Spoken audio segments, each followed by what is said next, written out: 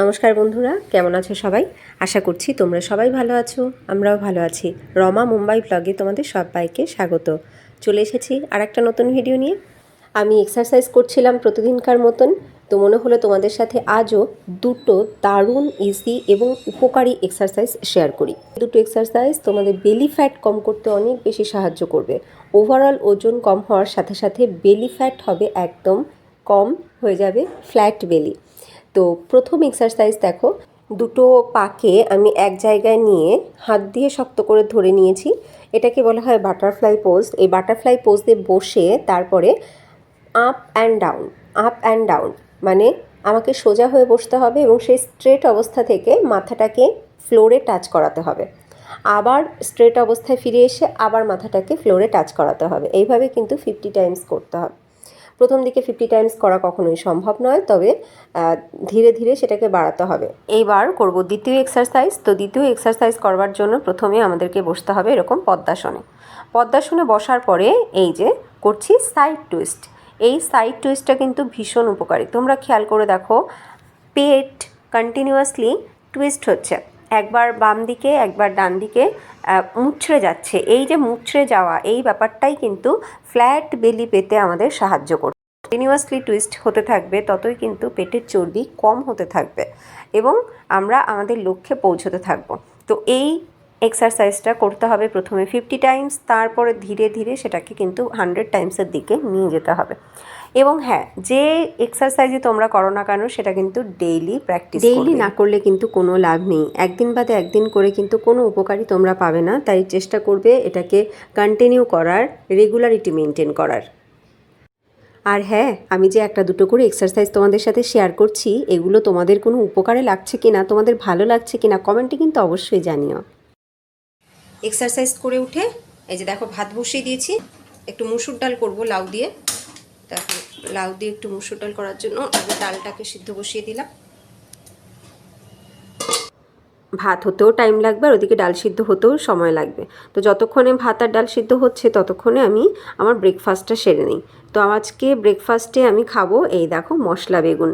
এই মশলা বেগুনের রেসিপিটা তোমাদের সাথে আজকে শেয়ার করতে পারিনি। একটা দারুণ রেসিপি। দেখো কি সুন্দর ক্রিমি, দেখেছো? দারুণ ক্রিমি হয়েছে আর টেস্টও কিন্তু অসাধারণ হয়েছে। এখানে কিন্তু কোনো দই ঠই আমি ব্যবহার করিনি বা ক্রিমও ব্যবহার করিনি। সকালবেলা এতটাই ব্যস্ত ছিলাম, তোমরা তো বুঝতেই পারছো এখন সকালবেলাটা খুবই ব্যস্ত আমি। তো ওই সকালবেলা আমি আর ভিডিওটা তুলতে পারিনি তোমাদের জন্য। তো যাই হোক, পরে আমি অবশ্যই এই রেসিপিটা তোমাদের সাথে শেয়ার করব। ভাত, রুটি, পরোটা যে কোনো কিছুর সাথে একদম জমে ক্ষীর, দারুণ টেস্টি একটা রেসিপি। তো আমার বর আর ছেলে দুজনেই আজকে শেক খেয়ে বেরিয়ে গেছে সকালে। আর বাবাইকেও আজকে এটা দিয়ে রুটি দিয়ে টিফিনে দিয়ে দিয়েছি। আর আমার বড় সেম রুটি আর এটা টিফিনে নিয়ে গেছে। তো আমি এখন এই রুটি আর এই তরকারিটাই দিয়ে ব্রেকফাস্ট সারবো। মশলা বেগুন তো তোমরা অনেক খেয়েছো, কিন্তু এই রেসিপিটা সম্পূর্ণ আলাদা। আমি তোমাদের সাথে পরে কখনো অবশ্যই শেয়ার করব। এইবার ডালটা ওদিকে সিদ্ধ হচ্ছে, তো আমি নিয়ে নিয়েছি লাউ। আজকে লাউ দিয়েই ডাল করব। তো এখনও ডাল পুরোপুরি সিদ্ধ হয়নি। তো এই আধা সিদ্ধ ডালের মধ্যেই আমি লাউ দিয়ে দেবো। তো লাউ আর ডাল একসাথে সিদ্ধ হয়ে যাবে। তো দেখো আমি লাউ কেটে নিলাম। আমি কেটেছি কিন্তু এরকম পিস পিস করে। আমার মা এরকম পিস পিস করেই ডালে লাউ দেয়। তা আমি কখনো ডুমো ডুমো করে দেই, কিন্তু আজকে ইচ্ছে হলো এরকম পিস পিস করেই দেবো। তো কেটে নিলাম, এইবার ডালের মধ্যে দিয়ে দিই। ডাল প্রায় সিদ্ধ হয়ে গেছে। এবার লাউগুলোকে দিয়ে দিই, তাহলে লাউ আর ডাল একসাথেই খুব ভালোভাবে সিদ্ধ হয়ে যাবে। এই হচ্ছে শর্টকাটের টেকনিক। অর্ধেকটা লাউ ডালে দিলাম আর এই বাকি অর্ধেকটা ঝোল করব, লাউ ঝোল শুনে কেমন লাগলো না? তোমরা অনেকেই হয়তো খাওনি কখনো, আর কেউ কেউ হয়তো খেয়েছো। যারা খেয়েছো তারা জানো এটা কিন্তু দারুণ খেতে হয়। আমার মা রান্না করে। লাউগুলোকে এরকম সরু সরু করে কেটে নিয়েছি। এইবার এরকমভাবে স্লাইস করে নেব। একদম পাতলা পাতলা স্লাইস করব। যত পাতলা স্লাইস হবে তত কিন্তু লাউ ঝোলটা খেতে ভালো হবে। এটা গ্রেট হবে না, এটা এইরকম স্লাইস হবে। এই যে এরকম স্লাইস করতে হবে। তো সবগুলো লাউ আগে কেটে নিই, তারপরে তোমাদেরকে আমি রেসিপিটা শেয়ার করব আজকে। খুব সিম্পল একটা রান্না, তবে দারুণ টেস্টি আর হেলদি, অনেক বেশি হেলদি একটা রান্না। ভাত হয়ে গেছে, নামিয়ে দিই ভাতটা। আর ওদিকে ডালটাও সিদ্ধ হয়ে গেছে, একেবারে তড়কা দিয়ে দেবো, মানে ফোড়ন দিয়ে দেবো ডালে।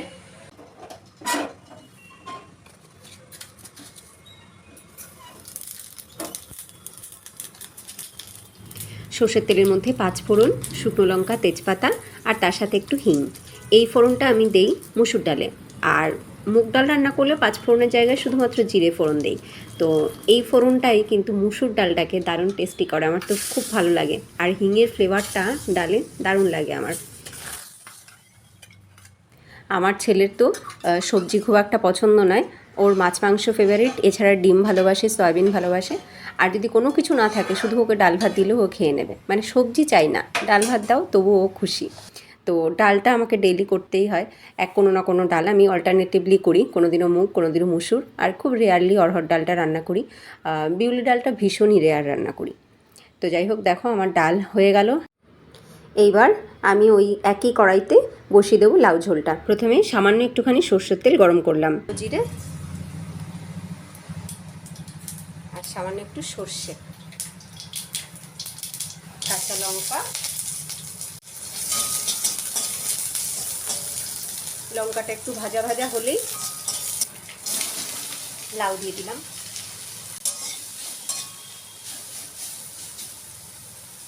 খুব সিম্পল রান্না, তেলের উপর একটু নাড়াচাড়া করে নিয়ে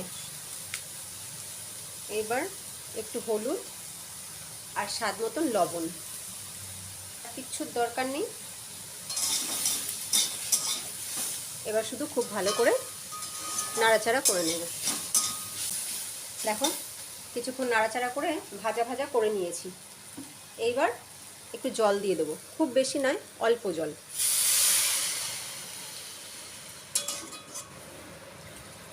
এইবার ঢেকে দেবো। এই ঢাকা দিয়ে কিছুক্ষণ মিডিয়াম টু লো ফ্লেমে এটাকে ফুটিয়ে নেবো, যাতে লাউ সব সিদ্ধ হয়ে যায়। ব্যাস, তাহলেই হয়ে যাবে।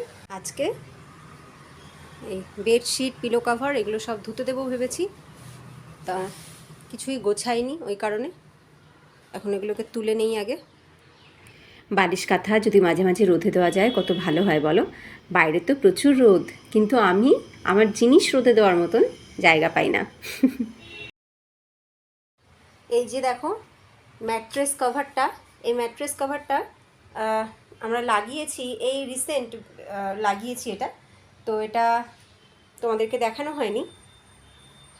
পুরো ম্যাট্রেসটা দারুণ সুন্দরভাবে কভার হয়ে আছে।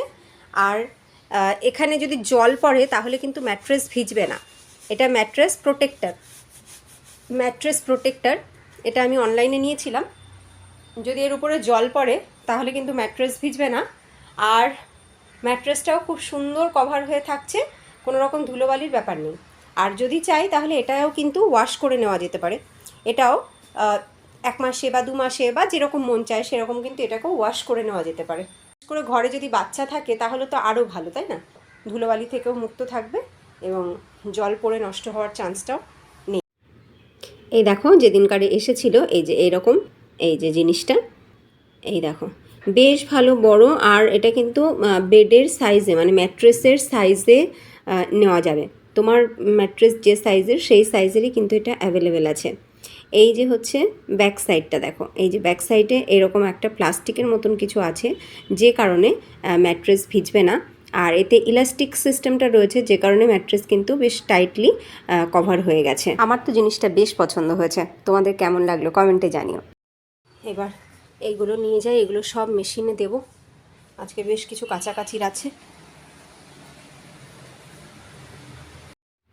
এতক্ষণে আমার লাউ ঝোল কিন্তু রেডি হয়ে গেছে, আমি লাউ ঝোল নামিয়ে নিয়েছি। তোমাদের যদি রেসিপিটা ভালো লাগে একবার অন্তত ট্রাই করে দেখো, দারুণ হেলদি, দারুণ টেস্টি। রুটি দিয়ে কিন্তু দারুণ লাগে, ভাতের থেকেও রুটি দিয়ে বেশি ভালো লাগে ওটা খেতে। চাইলে সামান্য একটুখানি চিনি দেওয়া যেতে পারে নামানোর আগে, তবে আমি দিই না। তো যাই হোক, আমার রান্নাবান্না কিন্তু কমপ্লিট হয়ে গেছে। এবার যে এঁঠো বাসনগুলো জমা হয়েছে সেগুলোকে সব ধুয়ে নেব। বাসনগুলো ধোয়ার আগে আমি জামা কাপড়গুলোকে ধুতে বসিয়ে দিয়েছিলাম। ওই যে চাদর ঠাদর নিলাম, তারপরে এছাড়াও কিছু জামা কাপড় ছিল, সেগুলোকে সব ধুতে বসিয়ে দিয়েছিলাম। তো আমার বাসন ধোয়া হয়ে যাওয়ার পরেও দেখছি এখনও কমপ্লিট হয়নি, 5 মিনিট বাকি আছে। তো 5 মিনিট হয়ে যাক এটা ধোয়া, তারপরে আমি স্নান করে নেব। স্নান দান করে চলে এসেছি। আজকে কেনা ফুল নেই ঘরে, তো আমার গাছে যে কটা ফুল আছে, নয়নতারা ফুলই আছে এখন গাছে শুধু, তো সেই নয়নতারা ফুল আর তুলসী পাতা তুলে নিচ্ছি। অনেক দিন বাদে আজকে গাছের থেকে ফুল তুলছি, কারণ এতদিন আমার গাছে কোনো ফুল ছিল না। নয়নতারা গাছগুলো কেমন পোকায় খেয়ে নিয়েছিল না, তো সেগুলোকে সব ট্রিমিং করে দিয়েছিলাম। এখন নতুন নতুন ডাল বেরিয়েছে এবং তাতে ফুল ফুটছে, তবে ফুল এখন অল্প। যাই হোক, যে কটা ফুল আছে সে কটা ফুল নিয়ে নিচ্ছি, আর তার সাথে তুলসী পাতাও তুলে নিচ্ছি। আমার তো গাছ থেকে ফুল তুলে পুজো দিতে দারুণ লাগে। আচ্ছা, তোমাদের কার কার আমারই মতন নিজের হাতে গাছ থেকে ফুল তুলে পুজো দিতে ভালো লাগে, কমেন্টে জানিও।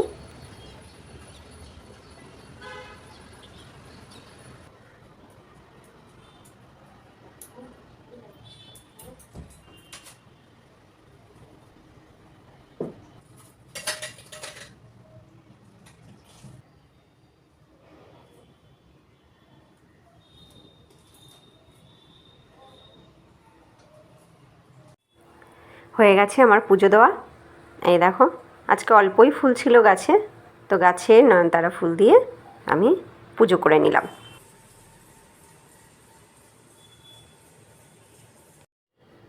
সব কাজকর্ম সারা হয়ে গেছে, এখন বেডশিটটা পেতে নিচ্ছি। তখন বেডশিটটা আর পাতা হয়নি, তখন ভালো করে শুধু জায়গাটা ঝেড়ে নিয়েছিলাম, তারপরে ঘর ঝাড় দেওয়া মোছা করে নিয়েছি। তো এবার বেডশিটটা পাতবো, পিলো কভারগুলোকে ঠিক করব, তারপরে আমার না এক জায়গায় যাওয়ার আছে এখন, জানো তো। তো এটা করে নিয়ে তাড়াতাড়ি করে রেডি হব এবার।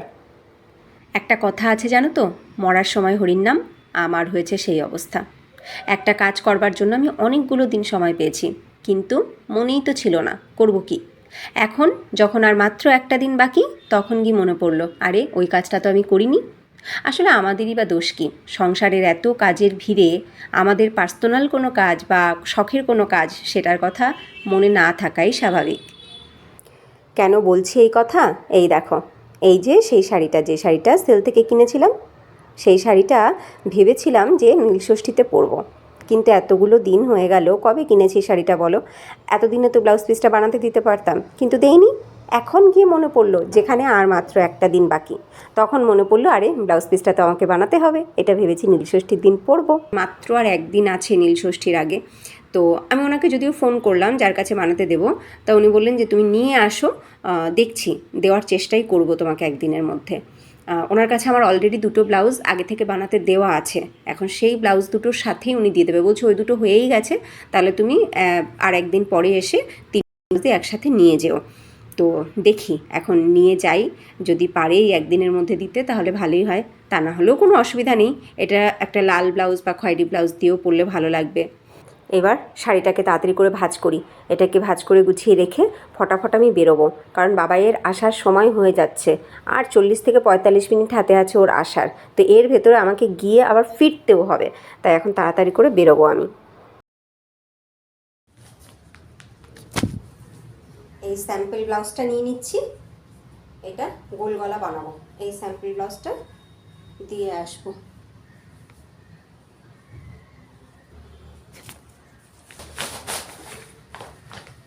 এবার